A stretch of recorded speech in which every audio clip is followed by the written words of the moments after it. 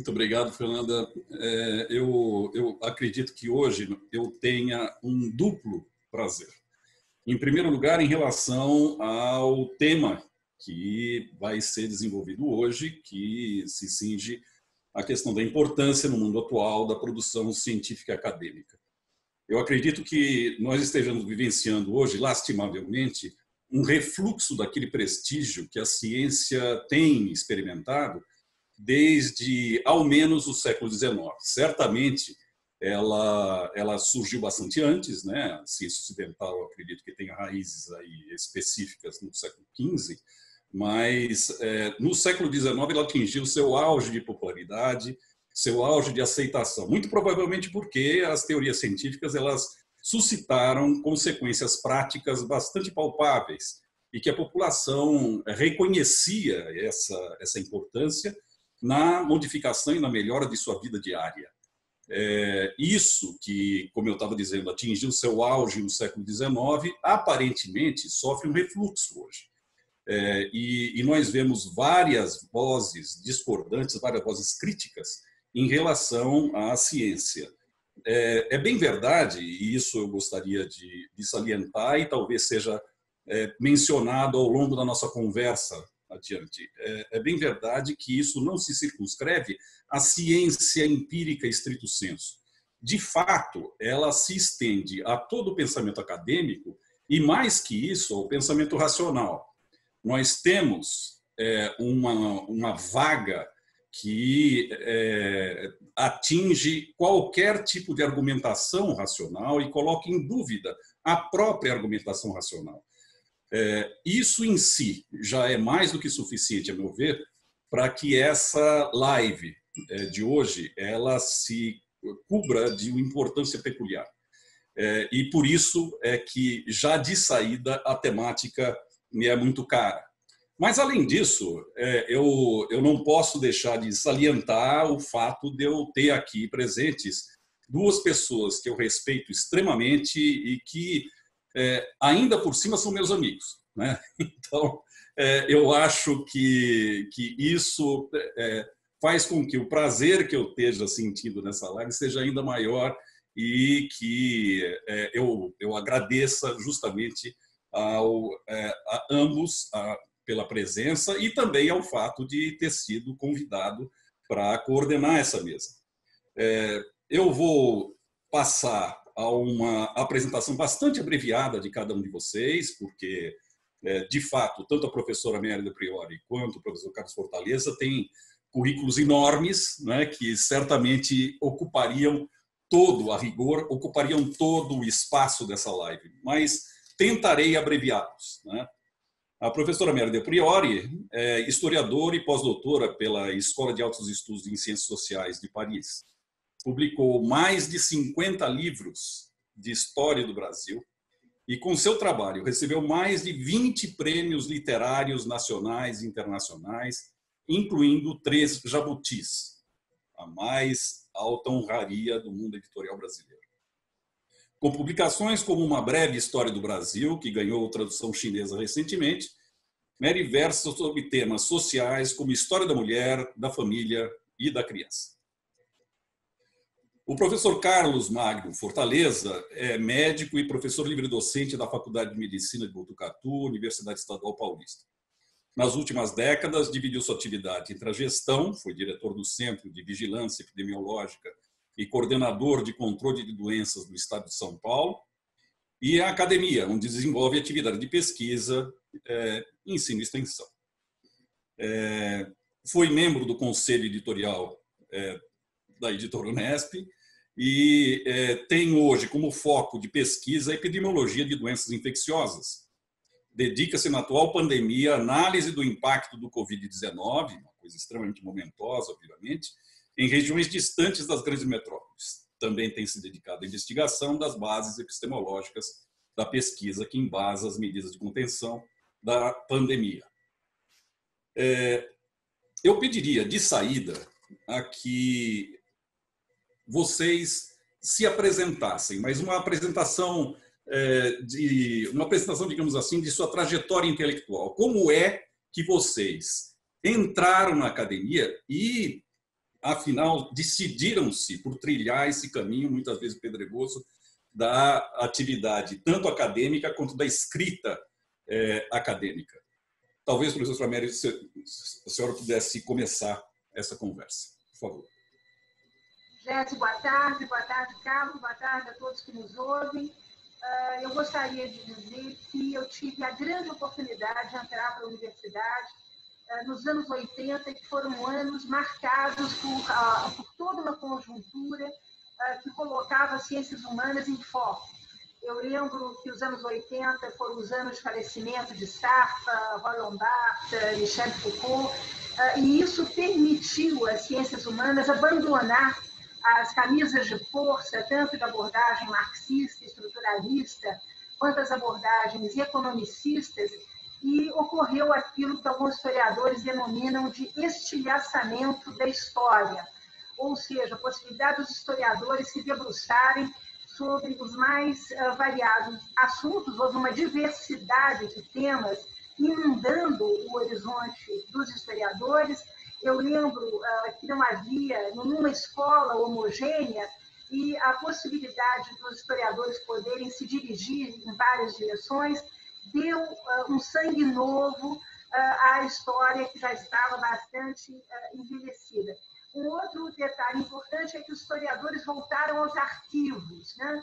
E nos arquivos, e junto com toda essa movimentação filosófica que vai ocorrer no final do século XX, encontraram o indivíduo, abandonaram-se os grandes temas coletivos e a luta de classes deixou de ser enfocada em favor das lutas íntimas de cada indivíduo. E, por fim, e isso me beneficiou particularmente, foi o momento da segunda vaga do movimento feminista, que colocou na pauta temas como a sexualidade da mulher, a relação da mulher com a família, com os filhos, com a sociedade, com a religião e até mesmo com a ciência. Então, foi dessa forma que eu comecei a minha carreira, um momento em que as editoras estavam muito sensíveis à história da moda, a moda na história, e eu pude me beneficiar largamente dessa conjuntura.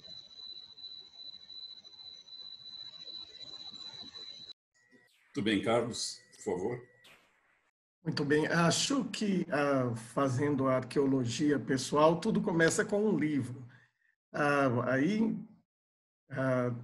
Na minha adolescência, quando caiu nas minhas mãos, entre tudo que eu consumia, o livro do Daniel Defoe, chamado A Journal of the Plague Year, o Diário do Ano da Peste, eu defini um pouco que a minha carreira seria trabalhar com esse tipo de convulsão que é gerada na coletividade por grandes catástrofes. Isso me direcionou para a área médica, me direcionou para as doenças infecciosas e, por fim, para a epidemiologia das doenças infecciosas. Aí, por conta de diversos percalços, eu fui à universidade, da universidade fui convidado para trabalhar controlando epidemias no estado de São Paulo, coordenando toda a área de controle de doenças do estado, e voltei para a universidade para estudar essa mesma questão, ou seja, como as doenças infecciosas elas incidem sobre populações, especificamente populações de maior vulnerabilidade. Então, eu tenho procurado viver e observar todas essas crises e essas pandemias como situações em que nós precisamos fazer com que as ciências entrem em convergência, tanto as ciências duras, as ciências da vida e as humanidades, elas entrem em convergência para que se consiga entender como a humanidade suporta, como ela desenvolve resiliência para esse tipo de crise que nós vivemos, por exemplo, atualmente, mas que é recorrente ao longo da história. Eu ouvi outro dia alguém dizer que vivemos a pior pandemia, isso não é um fato. 1918 foi pior, e 1347, a peste negra foi algo que matou entre 1/3 e metade da população da Europa. Então, me interesso profundamente em quanto nós possamos criar pontes entre as diversas áreas da racionalidade humana numa situação como a atual de crise, e é exatamente a esse tipo de estudo que eu tenho dedicado à minha carreira acadêmica. Muito bem, Carlos. Bem, eu acredito que fique bem delimitada aqui os contornos, os limites desse painel, né? Nós quisemos justamente ter a presença de alguém que representasse de alguma forma as ciências humanas, as humanidades, de alguém que mostrasse aí o ponto de vista da ciência natural. Eu espero que essa pluralidade seja expressa aqui de uma forma mais adequada ao longo da conversa. Eu lembro às pessoas, à assistência, que todos podem perguntar, levantar questões para ambos os conferencistas aqui, os membros da mesa, pelo Q&A, e ela será encaminhada para cada um deles. Mary, continuando, no seu campo de atuação, que é, obviamente, a pesquisa histórica, a pesquisa historiográfica, você aborda temas sociais como história da mulher, da família e da criança. Como está hoje a produção acadêmica do Brasil, especificamente sobre essas temáticas? A academia do Brasil valoriza pesquisas como as suas, ou ainda há alguma resistência desse tipo? Você estava mencionando originalmente essa historiografia de base estritamente, a ortodoxia marxista, muitas vezes.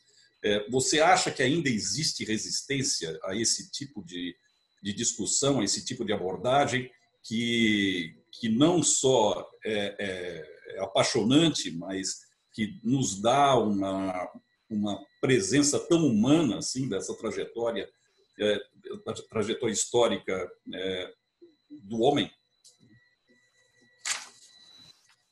Gostaria de amarrar minha resposta com alguma coisa que foi dita pelo Carlos e que tem a ver com essa falta de informação que nós temos sobre o nosso passado. O Carlos mencionava, enfim, epidemias e teve que ir para a peste negra europeia. Eu lembro que desde o século XVI nós temos relatos aqui no Brasil, relatos jesuíticos sobre malária, cólera, febre amarela. No século XVIII, os governadores gerais todos escrevendo desesperados, muitos deles querendo incendiar cidades para acabar com as pestes. Nós temos realmente, vivemos aquilo que o Camus dizia tão bem: os flagelos retornam sempre. No Brasil, eles retornam com muita assiduidade. E é uma pena que o nosso problema não sejam temas que a universidade aceite ou não, mas o nosso problema hoje, Gésio, é a falta de comunicação entre a Torre de Marfim, que se transformou a Universidade Brasileira, e outras universidades também, porque na França a gente vem acompanhando os mesmos problemas, nos Estados Unidos também, recentemente, nós vimos que 150 intelectuais do mais alto coturno tiveram que escrever uma carta, Noam Chomsky, Margaret Atwood, Gloria Steinem, pedindo justamente que se respeite a liberdade de opinião. Isso tudo porque a universidade, nesses últimos 30 anos que eu venho acompanhando, ela vem se fechando e ela vem caindo na pior armadilha possível, que é a da não democratização da linguagem. A Toni Morrison lembrava sempre que isso é o pior, né? Que não há pior erro do que falar difícil, do que tornar a linguagem um obstáculo para a democracia do conhecimento. E o que nós vimos nesses últimos 30 anos foi uma mudança muito grande. E eu diria que os estudos culturais, os cultural studies, que chegaram nos Estados Unidos, ou melhor, que os Estados Unidos começou a divulgar a partir do início do século XXI, em vez de nos convidar a estudar aquilo que nos une, e o professor Carlos acabou de mencionar isso, essa convergência de disciplinas, a convergência de temas, a convergência de interesses, os cultural studies nos convidam a estudar o que nos separa, né? É o tempo todo a questão de estudos cada vez mais centrados em grupos, cada vez mais centrados em tribos, cada vez mais centrados em conceitos que são intransponíveis. Eu lembro que intersexualidade, por exemplo, que é um conceito que está sendo bastante utilizado nos estudos de gênero, torna muitas vezes a história da mulher praticamente incompreensível. Então, eu não diria que há tanta resistência a temas, a sociedade brasileira está interessada em temas de sociedade. Eu tenho um livro que chama-se Histórias Íntimas, que é sobre a sexualidade do brasileiro, que vendeu mais de 100 mil exemplares. Por quê? Porque fala de temas que estão próximos do grande público. O problema é esse grande silêncio que os intelectuais optaram por assumir na sua interlocução com a sociedade brasileira. Então, nós podemos aqui discutir por horas o que vem antes, se é o ovo ou a galinha, se é a dificuldade de linguagem ou se é a falta de leitura. Nós temos hoje também esse desafio de multiplicar leitores no Brasil, mas eu me pergunto se não cabe justamente aos cientistas fazer da sua linguagem uma linguagem mais sedutora. Esse é o grande debate que está ocorrendo hoje na França, né? Esse limite entre ficção e não ficção, entre objetividade científica e subjetividade poética. Por que é que os historiadores, antropólogos, sociólogos não podem, eles também, ter uma narrativa onde haja poesia, onde o autor convide o leitor a usar a sua imaginação, usar o seu imaginário? Essas questões hoje todas, eu acho que estão sendo colocadas e elas elucidam muito, né, sobre barreiras que muitas vezes são criadas dentro das universidades a respeito de livros de divulgação. Eu lembro de jornalistas que esposaram a ideia de contar a história do Brasil para o grande público, sofreram críticas tremendas e muitas vezes injustas, porque eles fizeram um trabalho de pesquisa e eles têm o domínio justamente dessa linguagem que os cientistas não têm. E a verdade é que aquilo que está sendo muitas vezes construído na universidade com grande esforço acaba não chegando no grande público por causa justamente dessa linguagem muito complicada. Eu lembro também que a universidade hoje não é mais a detentora do saber, a detentora da verdade. Desde que nós entramos nessa era da tecnologia, as pessoas procuram a verdade, e o professor Carlos poderá falar bastante sobre isso, que é o campo das ciências. Nas redes sociais, as pessoas veem nas redes sociais os detentores do conhecimento, dos saberes e, por último, da verdade. E no momento, né, em que nós estamos tentando construir, né, eu lembro sempre que a verdade que os cientistas das humanas é uma construção consensual, ou seja, não existe verdade absoluta, todos nós colocamos as nossas pesquisas em busca de uma interpretação que se construa como um coro, né, onde as vozes se harmonizam. Nós estamos vivendo a época da pós-verdade. E isso coloca um problema muito sério, não só para as ciências duras, para as ciências do corpo, as ciências da medicina, mas também para as ciências humanas, né? Houve escravidão no Brasil, a escravidão foi terrível, a escravidão foi benigna, as mulheres eram permanentemente sediciadas, o Brasil se construiu em cima de estupros.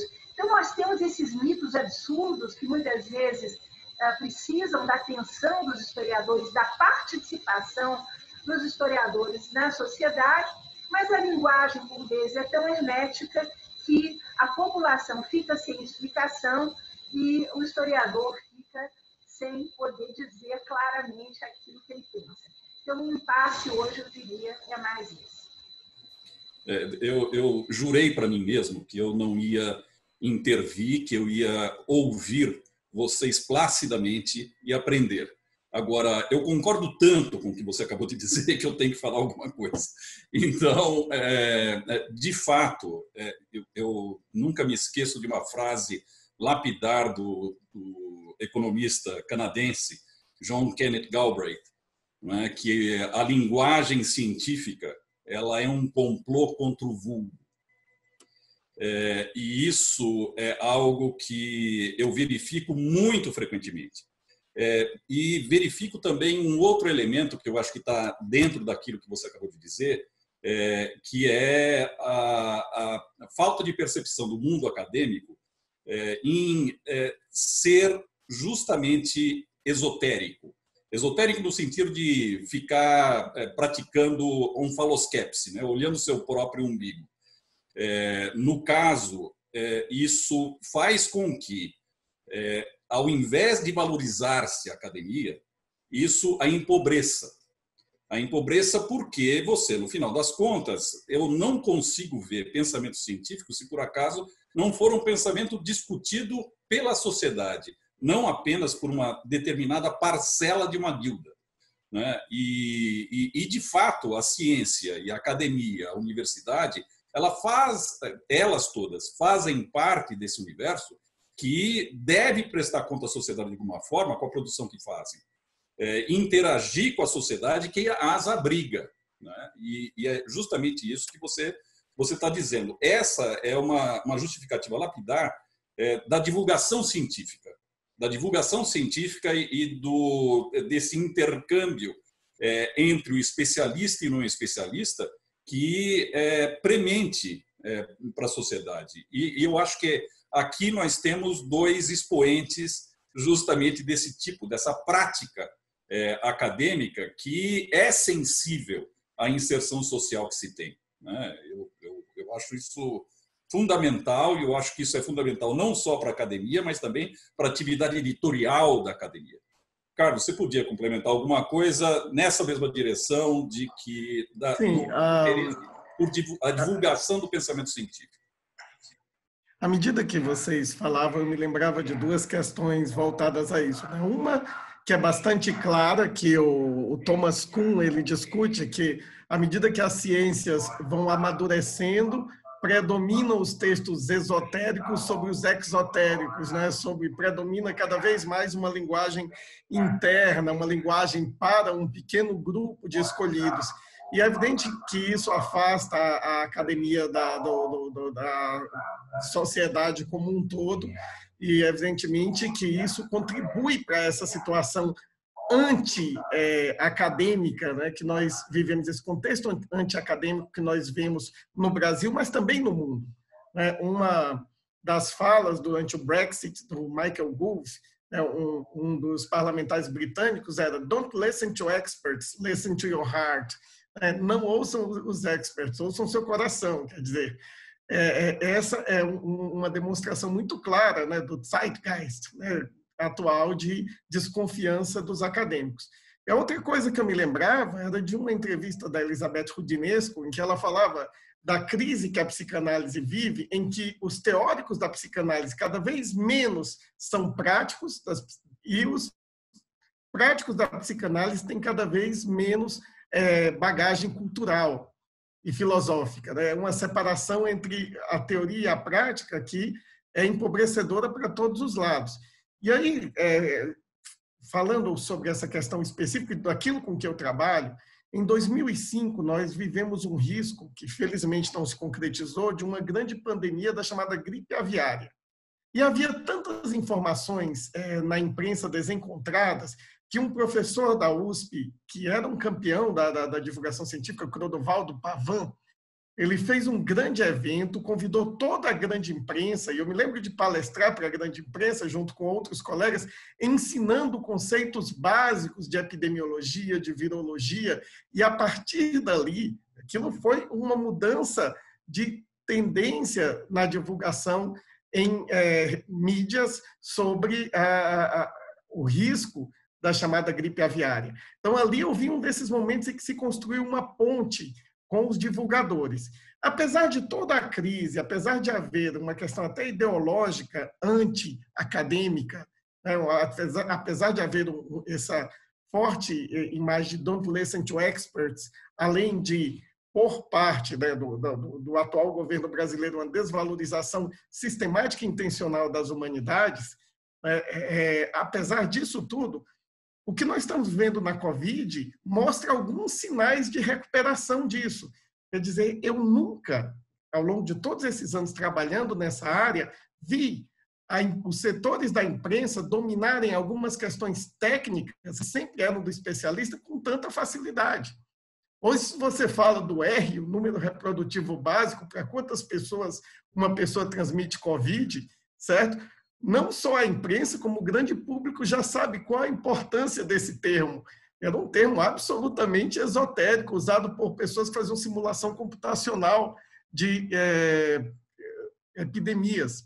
Então, eu vejo, em momentos como esse, como houve no passado, a possibilidade de religar, né, esses saberes e também de reconstruir as pontes entre a academia e a universidade. Por quê?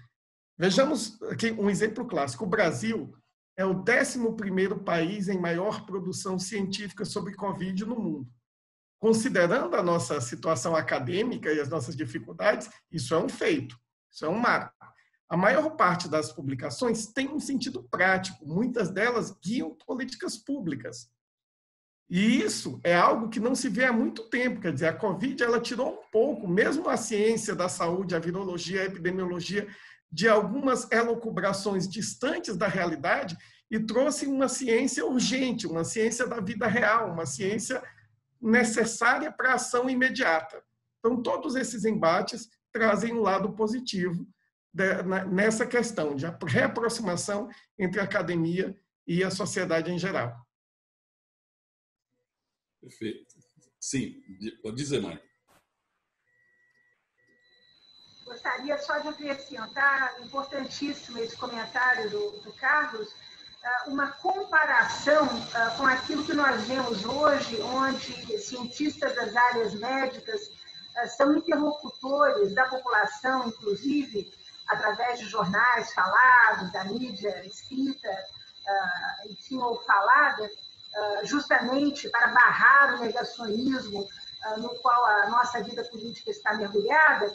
Eu lembro que, num terrível contraste, quando a epidemia da AIDS, que é uma epidemia que nós costumamos esquecer, chegou ao Brasil nos anos 80, o jornalismo prestou um desserviço à nação brasileira, moralizando a epidemia da AIDS, atribuindo a epidemia da AIDS a grupos LGBT ou a grupos de drogados, né? E isso criou, inclusive, nas famílias, na sociedade, de uma maneira geral, um repúdio terrível aos doentes. Eu estudei isso bastante, de forma bastante próxima.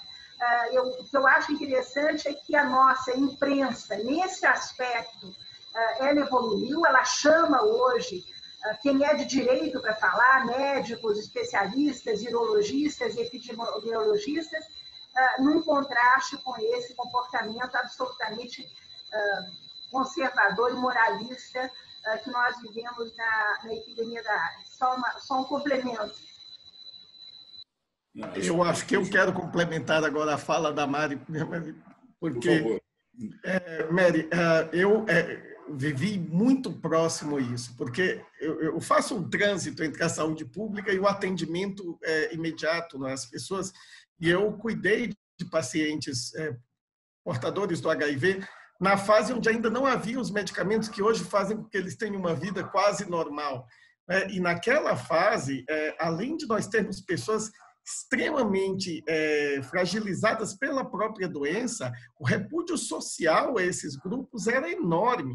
Assim, era uma coisa inacreditável. O uso que não só a sociedade, mas as igrejas, todas as religiões faziam, do trabalho que faziam, era, de fato, uma desumanidade terrível. E nós vivíamos uma situação que não tem como ser esquecida. Hoje, isso mudou tanto, que a gente usa medicamentos para grupos considerados mais vulneráveis para evitar que eles adquiram HIV. Olha que mudança absoluta de linha de pensamento. E, de fato, eu não quero ser otimista em excesso, ainda há muito de peso, muito de carga de preconceito. Aquele ensaio formidável da Susan Sontag, AIDS e suas metáforas, ela explicita bastante isso, a doença como metáfora e a doença mal utilizada como metáfora segregadora, mas ao longo do tempo a gente percebe que em alguns pontos há uma evolução disso. E acho que a Covid é um exemplo. 90% da imprensa tem se posicionado a favor da racionalidade contra o negacionismo. Isso é algo realmente formidável. Bem, eu acho espetacular esse ponto que vocês lembraram e crucial. Eu queria retomar um elemento da fala da Mary a respeito dessa tendência contemporânea ao identitarismo, né? Que as ideologias identitárias e as propensões identitárias, que eu acho que são certamente um caminho virtuoso. Mas, paralelamente a esse, nós temos também a propensão à pós-verdade, né? A pós-verdade e aquilo que a sua verdade não é igual à minha e eu posso fazer o que quiser e não você tem a sua verdade e vamos nós, né? Isso realmente eu tenho uma posição muito particular como assim, praticante de epistemologia, mas eu acho que tem uma verdade que é definida logicamente, inclusive, e que as dificuldades todas são de você justamente asseverar essa verdade com algum conhecimento de causa. E isso sim que é complicado. Isso sim que é difícil, mas sempre foi, né? Sempre foi complicado. Agora, nesses termos, eu queria retomar aquela ameaça a qual nós nos referimos de início. Talvez começando pelo Carlos, aí que você está numa situação momentosa agora, que é justamente o Covid, etc. O que você vê atualmente? Você está dizendo que você tem traços aí que te deixam mais otimista, mas não é alguma coisa que preocupa justamente para as aplicações práticas da ciência, quando você vê essa multiplicação de alternativas, inclusive na tua área, alternativas terapêuticas, que são muitas vezes muito perigosas e que as pessoas escolhem, elas preferem morrer a levar adiante alguma alternativa. Me lembra aquela passagem que eu sempre acho impactante de Jó: ainda que ele me mate, nele confiarei. Você acha que alguma coisa como essa ainda está em vigência, Carlos? E o que fazer contra isso? É bastante interessante, né? Sobre um certo aspecto, nós tivemos um retorno do pensamento científico, né, dentro das academias para cerca de 200 anos atrás. E é muito engraçado, porque voltando ao Diário do Ano da Peste, e olha, essa é uma das coisas de vida real, a gente tem os ruídos da vida real aqui por trás da gente. Enfim, já acabei de fazer. Uma das o retorno ao início da questão. No Diário do Ano da Peste, Daniel Defoe, ele, em um determinado momento, ele fala que uma série de panfletos começaram a surgir e a circular e a aparecer nas portas das casas, prometendo curas milagrosas para a peste. E era sempre um médico famoso, com um nome bastante divulgado, que fazia essa disseminação. Se nós pensarmos, trocarmos isso por WhatsApp, por outras redes sociais, nós vamos perceber que é exatamente a mesma coisa que tem acontecido, quer dizer, a divulgação panfletária de opções para que as pessoas consigam sair da triste verdade que é que elas precisam ficar mantidas no subsolo, no bunker, né? Isoladas umas das outras, e que essa é a única medida até o momento que protege contra essa pandemia.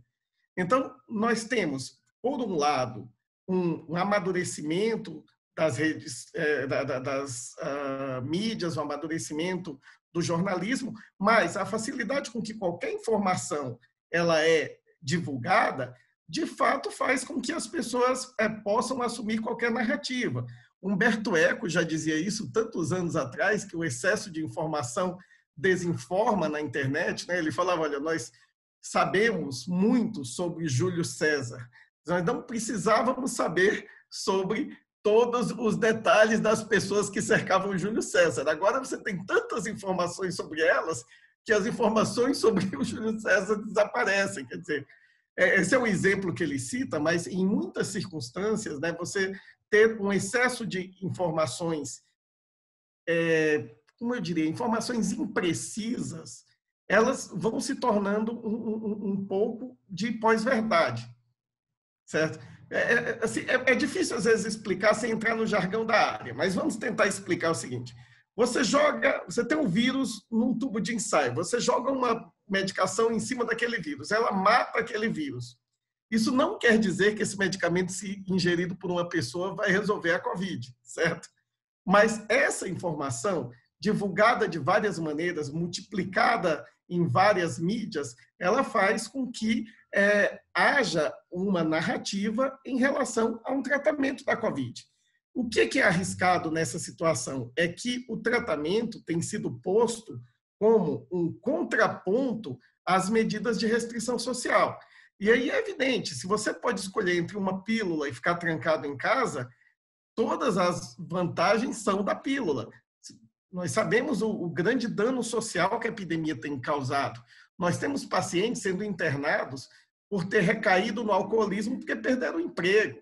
Certo? Temos violência familiar domiciliar aumentando. Nós temos o lockdown na Índia, a tentativa de lockdown na Índia reverteu em um assassinato em massa de população muçulmana. Quer dizer, é óbvio que essas medidas restritivas elas trazem algo terrível. Eu tenho um dos meus interlocutores recentes, que é um filósofo da ciência de Joanesburgo, na África do Sul, ele tem uma militância contra o lockdown, porque tudo que é lockdown lembra para ele o apartheid. Certo? Então, uma militância imensa contra essas medidas restritivas. Por outro lado, é um momento fácil para vender esperanças. E aí você faz como no Diário do Ano da Peste, você começa a distribuir panfletos, dos modos como os panfletos podem ser distribuídos atualmente. Então, nós temos que conviver, ao mesmo tempo, com uma parte da ciência que amadurece e começa a dialogar com a sociedade, e começamos a ver que algumas pessoas, mesmo dentro da academia, voltam 200 anos atrás e passam a agir como se fossem os grandes sábios, né, que trazem da sua erudição e não das ciências empíricas as soluções para o mundo que nós vivemos. Claro, Mary, por favor. Eu gostaria de acrescentar, me fascina o que você diz, Carlos, porque eu tive a oportunidade de fazer uma coleção chamada Histórias da Gente Brasileira, em que dediquei, ao final, um longo capítulo sobre situação sanitária e medicina no Brasil, da colônia até o ano 2000. E uma das coisas que me chamou a atenção foi a sobrevivência daquilo que nós chamaríamos hoje de pensamento mágico. Eu lembro que até o momento em que Dom João VI faz a primeira faculdade de cirurgia na Bahia e depois no Rio de Janeiro, manda pegar vereador. O Brasil não tinha médicos. A nossa medicina era uma fitoterapia desenvolvida por curandeiros africanos, indígenas, rezadeiras portuguesas, e isso, curiosamente, vai se estender ao longo do século XIX, a ponto de nós podermos abrir os jornais do final do século XIX e, em meio a epidemias de febre amarela ou de cólera, os anúncios todos são de curandeiros conhecidos nas grandes capitais, capazes, portanto, de produzir medicamento, que seria uma cloroquina da época, se você me permite a brincadeira, né? As cloroquinas da época, a ponto da Academia Imperial de Medicina ter que mover uma guerra aberta com o apoio das autoridades contra o curandeirismo no Brasil. Nós sabemos que, ao longo do século XX, o hospital para pessoas pobres e, sobretudo, das áreas rurais, sempre foi sinônimo de morrer. As pessoas não queriam ir para o hospital porque elas sabiam que elas não voltariam para casa. Era uma espécie de caminho final, de peregrinação final. E eu penso, se pensarmos aqui na revolta da vacina, a reação que houve aos comitês higienistas que chegavam com a vacina do nosso Oswaldo Cruz e que eram recebidos a tiros, né? Eram recebidos a facadas, sobretudo nas comunidades africanas que se sentiam protegidas pelo deus Omolu, que é o deus da peste, que estaria enviando dessa forma um recado, a varíola seria um recado às comunidades, enfim, há largos trabalhos sobre essa questão, mas é apenas para chamar a atenção de que o povo brasileiro, no seu conservadorismo, né, ele tem também uma ligação com essas tradições de medicina que nós chamamos, entre aspas, popular, saberes populares de cura, que, a meu ver, hoje estão alimentando o negacionismo sobre a eficiência da vacina. E numa época de pós-modernismo, só termino lembrando a Hannah Arendt, né, que diz com muita clareza que não se trata tanto de discutir o que é verdade e o que é mentira, mas é de valorizarmos os instrumentos de consciência e de avaliação que temos sobre verdades e mentiras. Porque na ausência desses instrumentos de percepção, o que nos sobra é a mais absoluta insensibilidade. É essa insensibilidade, essa indiferença que nós vemos nas praias cheias, essa indiferença que nós vemos nas baladas lotadas, nas boates. Então, eu diria que essa comunhão entre pensamento mágico, que vem lá de trás, e essa falta de instrumentos de avaliação para saber detectar o que é verdade, o que é mentira, estão nos levando a um cenário que eu ainda considero muito preocupante. Eu queria completar, Mary, que é claro que, tendo consumido um tanto dos filósofos da ciência do final do século XX, né, nós veríamos um indivíduo como Feyerabend que questiona muito se nós não deveríamos voltar e apoiar e permitir às pessoas democraticamente que escolhessem viver pela medicina tradicional ao invés da medicina dita científica ou ocidental. E aí, mais uma vez, o Alex Broadbent, ele costuma dizer que é o seguinte: não importam os princípios se nós concordarmos com as práticas. Então, ele sempre fala o seguinte: não importa se você adota uma medicina tradicional, uma medicina orientalista, uma medicina tradicional sul-africana, desde que você entenda que o vírus da AIDS pode ser combatido por uma certa medicação e aquilo previne a doença. Nós temos um exemplo clássico dessa questão cultural quando o Thabo Mbeki, que foi um herói da luta anti-apartheid, foi o primeiro presidente sul-africano depois do Mandela, ele vai e diz numa conferência mundial que não acredita que o HIV causa a AIDS. O que isso significa? Isso significa não investir em teste nem em medicação para uma população inteira. Hoje acredita-se que de dezenas a centenas de milhares de pessoas morreram pelo negacionismo do Mbeki. Mas como a gente diferencia esse negacionismo científico de uma medicina de raiz cultural, estrutural, né, da cultura de onde ele emerge, de onde emerge um Mbeki, certo? Isso é algo muito difícil de decidir. Quer dizer, onde é que existe um corte epistemológico onde nós temos que deixar de considerar a pluralidade das perspectivas e começar a dizer, olha, gente, tem alguma coisa que é inaceitável, tá certo? Extirpar o clitóris de meninas muçulmanas é inaceitável, por mais que se respeitem as características culturais. Eu entendo que um dos grandes desafios do Ocidente é determinar o non plus ultra, né? Olha, daqui para cá, até aqui a gente aceita a pluralidade cultural, epistemológica, etc. Mas daqui para cá tem algo que precisa se dizer sim ou não. E a situação da Covid é exatamente essa, quer dizer, e veja, não é dos curandeiros, não é da medicina tradicional que está vindo a cloroquina, ela também está vindo das universidades, ela também encontra seus defensores nos espaços acadêmicos. E outra coisa interessante, no livro que acabou de ser lançado da Lilia Moritz Schwartz e Eloisa Starling sobre a gripe espanhola, né, um livro delicioso chamado A Bailarina da Morte, ela mostra que os médicos da época estavam fazendo propaganda de quinino. O que é o quinino? Outro antimalárico, usado contra a gripe, como se fosse uma medicação milagrosa contra a gripe espanhola. O que mostra que essa nossa tendência de buscar, de querer encontrar uma medicação milagrosa, um espaço para sair dessa angústia que é viver no bunker, certo?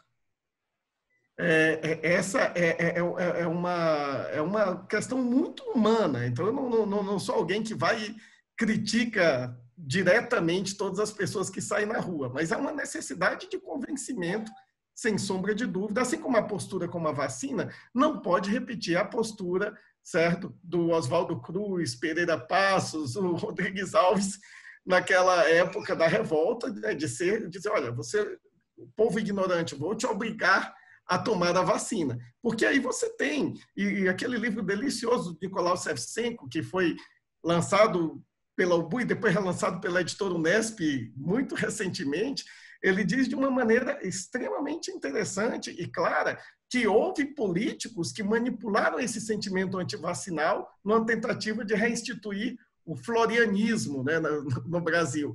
Então, o que é que nós vemos hoje? Nada mais que a ultradireita adotar essas medidas, esse negacionismo, com um interesse evidentemente próprio. Essa é pelo menos a minha leitura sobre essa questão. Eu acredito que a gente esteja chegando num ponto que seja interessante aí a gente abrir para questões de terceiros, mas eu não podia deixar de dizer que para que a gente estabeleça esse non plus ultra, esse ponto de non plus ultra, realmente o pensamento crítico é a única coisa que a gente tem na mão. Né? Não tem mais nada a não ser a gente abrir a discussão, o debate, a interação de ideias para que a gente chegue a alguma conclusão, da mesma forma que um júri chega na hora de determinar a culpabilidade ou inocência de um determinado acusado. Mary, você, e essa será minha última questão antes de passar para as questões de audiência, você chegou a falar, como todos nós estamos muito cientes, da questão da cloroquina como medida terapêutica dentro da ciência natural, dentro dessa conjuntura que a gente está enfrentando agora. Puxando um pouco para o nosso lado, puxando um pouco para as humanidades, você acha que essa vaga irracionalista, essa vaga indeterminista muitas vezes e de loas à imprecisão muitas vezes, as ciências humanas, e a historiografia, ela tem alguma coisa semelhante a uma cloroquina nas humanidades?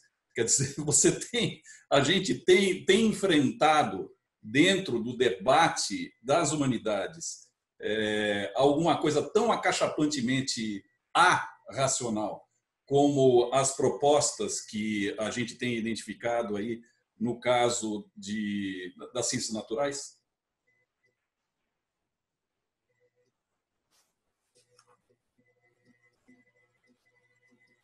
Eu acho que a Mary congelou. Espero não ter sido a questão que a congelou, mas...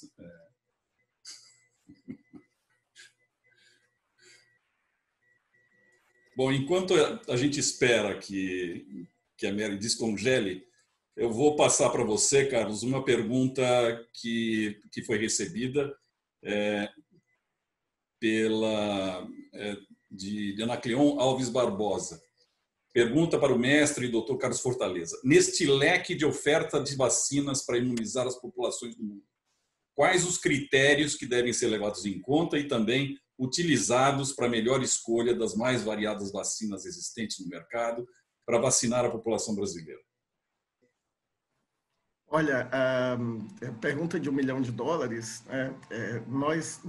a verdade é que nós não temos, até esse momento, nenhuma vacina que tenha demonstrado que é uma vacina, vamos dizer, a vacina da febre amarela, que é uma vacina que você dá uma dose e resolve o problema da pessoa com febre amarela para o resto da vida, certo? Nós não temos nenhuma vacina que tenha demonstrado isso e tudo que nós temos são resultados muito preliminares e relacionados à resposta imediata da vacina. Então, qualquer vacina que a gente utilizar agora, nós vamos utilizar de maneira emergencial, provisória, e nós só vamos descobrir se essas vacinas são boas mesmo a posteriori, certo? Então, nós temos, evidentemente, estudos para determinar critérios mínimos para que uma vacina entre no mercado, mas a vacina não vai entrar no mercado com uma condição ideal. E aí, o que eu vejo de mais benéfico nisso tudo é a pluralidade de vacinas. É que são tantas vacinas que com o tempo a gente vai acabar descobrindo qual é boa, qual é ruim. E em relação a estratégias, que eu acho que é outra questão dessa pergunta, assim, me parece bem evidente que as estratégias do mundo inteiro vão começar pelas populações mais vulneráveis, né? Vacinando idosos, vacinando aquelas pessoas que têm sido mais vitimadas pela Covid. Eu acho que, como você disse, essa é a questão de $1 milhão, né? Todos estão querendo saber alguma coisa a respeito disso e vendo o que se pode responder a respeito. Enquanto a professora Maria Priori não consegue retomar aí a live, eu vou te endereçar uma segunda questão que chegou a nós. Depois de elogios ao evento, quanto ao processo de divulgação científico pelas universidades, IES, instituições de ensino superior brasileiras. Na opinião de vocês, qual ou quais as melhores formas de se fazer isso? Os projetos, programas de extensão, seriam as melhores alternativas? Alfredo César Antunes, da Universidade Estadual de Ponta Grossa. Então, excelente pergunta. Em primeiro lugar, eu acho que a extensão, se for entendida como ela foi descrita pelo Ministério da Educação anos atrás, né, quando o Brasil tinha um Ministério da Educação de fato, como uma relação dialógica, né, entre a comunidade e a universidade, ela é o caminho. E aí eu vejo a divulgação científica feita tanto utilizando as mídias, os influenciadores digitais, criando influenciadores digitais da academia, quanto também com um diálogo com as escolas, um diálogo com o ensino fundamental, o ensino médio, não só produzindo material para ser consumido, mas também com várias iniciativas que tragam o ensino fundamental e o ensino médio para junto da universidade, para identificar, né, e se apropriar um pouco daquilo que é gerado na universidade. Eu acho que com essas duas questões, né, compreendendo que também a universidade tem a aprender com a sociedade, que a extensão se dá nos dois sentidos, né? E considerando também uma aproximação com o ensino básico, que acho que é algo extremamente pertinente nesse momento. Por um instante, Mary, eu fiquei preocupado que a minha questão fosse muito traumática para você, mas eu acho que ela congelou novamente. Bem, nós estamos aqui chegando aos 5 últimos minutos da nossa live. Eu gostaria, Carlos, que você talvez, a partir da tua especialidade e a partir daquilo que é relevante para o Brasil atualmente, né, você falasse alguma coisa que seria mais contundente a essa altura, dada a tua prática, que você está no centro, exatamente no centro do furacão, e que você gostaria de aproveitar essa oportunidade para partilhar conosco um debate com esse perfil. Por favor. Eu vou ser bem rápido, porque acho que a gente pode se beneficiar ainda de alguns minutos da Mary. Na verdade, eu acho que o que nós temos de premente hoje em dia é saber criar uma ética nova em que não só a autonomia seja valorizada, mas também o princípio da beneficência. Então, quando a Declaração de Helsinki foi criada, com os princípios éticos, humanos, em pesquisa, em tudo mais, se valorizou a autonomia porque se acreditava que as doenças infecciosas iam acabar. Na doença infecciosa, a autonomia é um princípio relativo, porque eu adoecer, eu posso ser uma pessoa que transmite a doença para outra e causa a morte de outro. Então, é um momento da gente repensar uma ética em que a autonomia seja contrapesada com o princípio da beneficência e da não maleficência. Acho que esse é o mais importante. Muito bem. Mary, você está conosco? Não me parece que esteja, infelizmente. Teremos o privilégio de, em outra oportunidade, partilhar aí com a professora Mary um fechamento virtual dessa live de hoje. Eu, embora não contando com a professora Mary Del Priore nesses instantes finais da nossa live, eu agradeço muito a toda a assistência, todos os ouvintes, agradeço muito aos palestrantes de hoje, ao Carlos, a Mary, e a todos aqueles que acompanharam a programação do Brazilian Publishers durante essa semana. Eu só posso, do ponto de vista pessoal, agradecer pessoalmente mesmo ao Carlos e à Mary por essa memorável tarde que eu passei aqui, e espero que todos vocês, todos nós, tenhamos usufruído da companhia de vocês. Muito obrigado a todos, uma boa tarde.